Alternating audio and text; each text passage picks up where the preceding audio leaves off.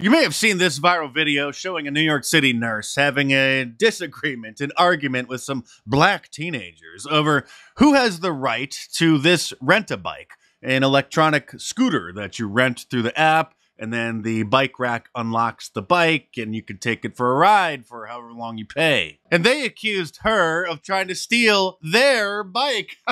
I know, the jokes write themselves. The incident has made headlines across the country, and the media is calling her the City Bike Karen. City Bike, the kind of rental bike, Karen being an anti-white slur, who the media and the black teenagers involved said stole their bike. CBS News reports New York City hospital worker accused of trying to take bike from black teens in viral video.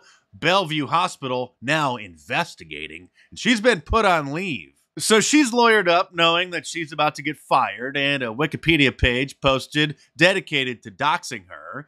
And her lawyer says that she has the receipt for the bike that she had actually rented through the app first. The lawyer says after she wrapped up a 12-hour shift, she got on an available bike, which no individuals were on or touching, and paid for it through the City Bike app on her phone.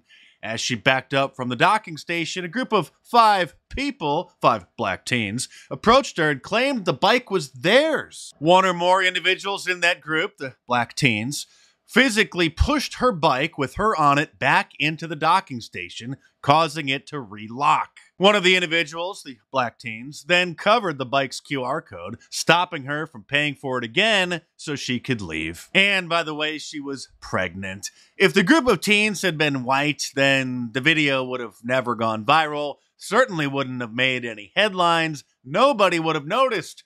But because they're black, now you have the bottom feeders like attorney Ben Crump, who is basically this generation's Al Sharpton. He's on the case. This is unacceptable, he says. A white woman, by the way, forgot to capitalize the word white there, Ben, was caught on camera attempting to steal a city bike from a young black man. Oh, notice how he capitalized the B in black. In New York City, she grossly tried to weaponize her tears to paint this man as a threat.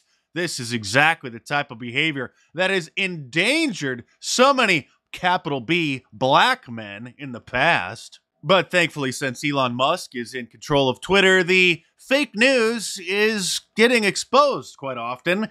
With the community notes feature, they're sort of crowdsourced fact-checking, which now added a little fact-checked his tweet that says, since filming this video, receipts have been made available to prove that the woman in question was, in fact, the person who paid to unlock and use the bike. News 4's Checky Beckford walks us through the now viral dispute that some say could have put those young men in danger.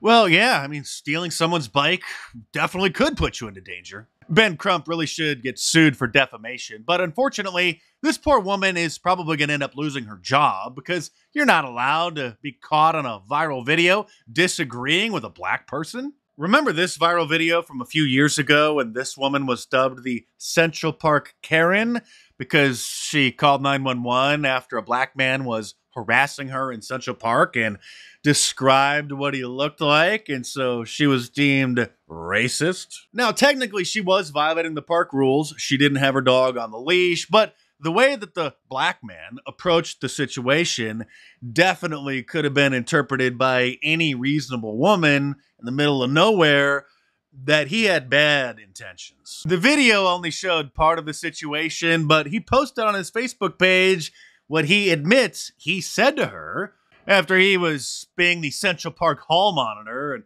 telling her that her dog needed to be on the leash, and she just disagreed, saying that the dog needed his exercise. He said, look, if you're going to do what you want, I'm going to do what I want, but you're not going to like it. And with black men being only about 6% of the U.S. population, but statistically verified to be responsible for over 50% of the total, well, you know, you can understand why she was quite concerned about what he may do. So she was fired from her job, even though, of course, the situation had nothing to do with her job whatsoever, and she sued for wrongful termination, but lost that lawsuit. That's what happens in New York. The incident even has its own Wikipedia page. That's how big of a part of pop culture it was at the time. And that incident caused numerous state legislatures across the country to introduce bills and pass them into law that literally criminalizes white people calling 911 on suspicious behavior if the suspicious party happens to be black, and later it turns out that they actually weren't doing anything wrong. That's what we would call black privilege and anti-whiteism. But here is my working definition for black privilege. Let me know what you think in the comments below. I define it as undue favoritism often granted to black people in America due to exploiting grievances about injustices in the distant past and laying guilt trips on white people in order to subvert equal rights and blind justice, often stemming from false perceptions of racism where none exists, or fabricating incidents of racism in order to leverage power over white people. Oh, by the way, here is an interesting video by a mathematician who I'm sure has been fired from his job for making this video, breaking down the statistics surrounding the 1350 meme. Black people, 13% of the population, but, well, I'll let him explain. At this point, you've probably heard of the 1350 statistic and how it might be wrong. Well, God made me Asian for a reason. So the biggest problem with the FBI's 50% number is that those are arrest totals and that the true number could be different for a lot of different reasons. So I decided to calculate the true number using the National Crime Victimization Survey and what we know about interracial crime. Because if you can't arrest a perpetrator, you can always take a look at the victim. According to the NCVS, 52% of all homicide victims are black and 42% of all homicide victims are white. Using FBI crosstabs, we can figure out that 88% of white murder victims were murdered by other white people, and 81% of black murder victims were murdered by other black people. From there, we get this equation where the total number of white murder victims is the amount of white people murdered by white people, and the amount of white people murdered by black people, and the other way around. With some algebra, we convert this into an equation that calculates the proportion of white and black perpetrators.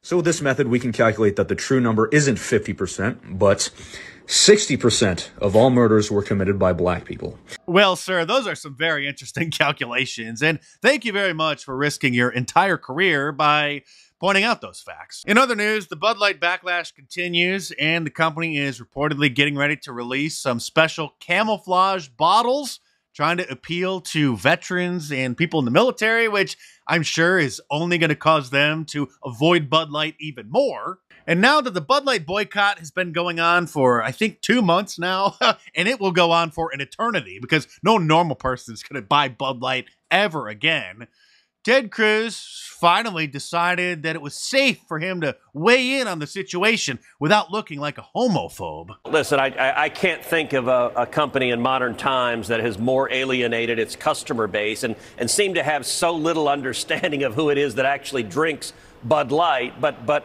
this week I sent a letter to the CEO of Anheuser-Busch along with Senator Marsha Blackburn, because the CEO of Anheuser-Busch is also the CEO or the chairman of the Beer Institute, which is the regulatory body, the industry regulatory body that regulates itself. And one of the rules that beer companies are supposed to follow is they're not supposed to market to kids. Remember the whole Joe the Camel thing? This is the same thing here. Well, you know what?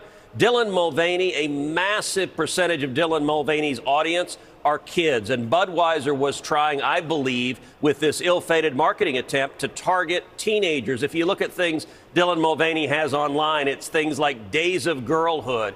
There's another video where Dylan Mulvaney is singing, "My name is Eloise and I am 6." There's another one where Dylan Mulvaney is shopping for Barbie dolls. These are clearly things aimed at teenagers and even children younger than teenagers, which violates the rules. And so we're calling on the Beer Institute to investigate the degree to which Anheuser-Busch knowingly was marketing to children in going down this road. While that is a fantastic tactic, Ted, sadly, the cowardly conservatives have been too afraid to speak out against the LGBT propaganda from Fortune 500 companies for years now because they were afraid to be called homophobes. But it looks like finally some of them have had enough. So with the money you're saving from not buying Bud Light, you should order my new Wanted for President shirt from markdice.com or click the link in the description below. And I'm starting my Memorial Day sale early, so if you use the promo code MAGA25 at the checkout, You should save 25% off. If it doesn't work this afternoon, then just try later tonight or tomorrow. I'm not 100% sure if the code has been activated yet, but it should be soon. So head on over to markdice.com or click the link in the description below. Enter the promo code MAGA25 at the checkout to hopefully save 25% off today. If not, like I said, just try it tomorrow and check them out.